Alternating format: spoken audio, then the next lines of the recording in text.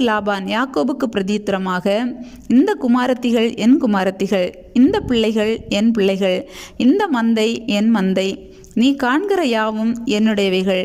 என் குமாரத்திகளாகிய இவர்களையும் இவர்கள் பெற்ற பிள்ளைகளையும் இன்று நான் என்ன செய்யக்கூடும்?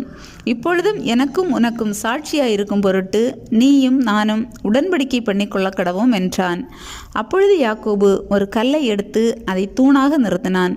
பின்னும் யாக்கோபு தன் சகோதரரை பார்த்து, கற்களை குவியலாக சேருங்கள் என்றான்.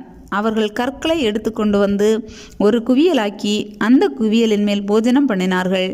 லாபான் அதற்கு ஜெகர்சகதூதா என்று பெயரிட்டான். யாக்கோபு அதற்கு கலயத் என்று பெயரிட்டான். இந்த குவியல் இன்று எனக்கும் உனக்கும் சாட்சி என்று லாபான் சொன்னபடியினாலே அதன் பேர் கலயத் எனப்பட்டது.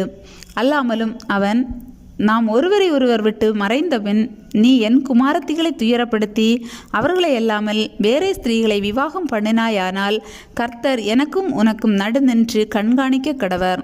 நம்முடனே ஒருவரும் இல்லை, பார், தேவனே எனக்கும் உனக்கும் சாட்சி என்று சொன்னபடியால் அது மிஸ்பா என்னும் பெயர் பெற்றது.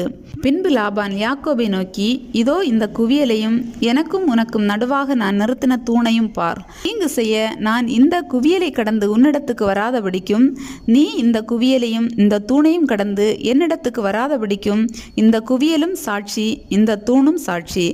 ஆபிரகாமின் தேவனும் நாகோரின் தேவனும் அவர்கள் பிதாக்களின் தேவனுமாய் இருக்கிறவர் நமக்குள்ளே நடுநின்று நியாயம் தீர்ப்பாராக என்றான். அப்பொழுது யாக்கோபு தன் தகப்பனாகிய ஈசாக்கின் பயபக்திக்குரியவர் மேல் ஆணையிட்டான். பின்பு யாக்கோபு மலையின் மேல் பலியிட்டு போஜனம் பண்ணும்படி தன் சகோதரரை அழைத்தான். அப்படியே அவர்கள் போஜனம் பண்ணி மலையிலே ராத்தங்கினார்கள். லாபான் அதிகாலமே எழுந்திருந்து தன் குமாரரையும் தன் குமாரத்திகளையும் முத்தம் செய்து அவர்களை ஆசீர்வதித்தான். பின்பு லாபான் புறப்பட்டு தன் இடத்துக்கு திரும்பி போனான்.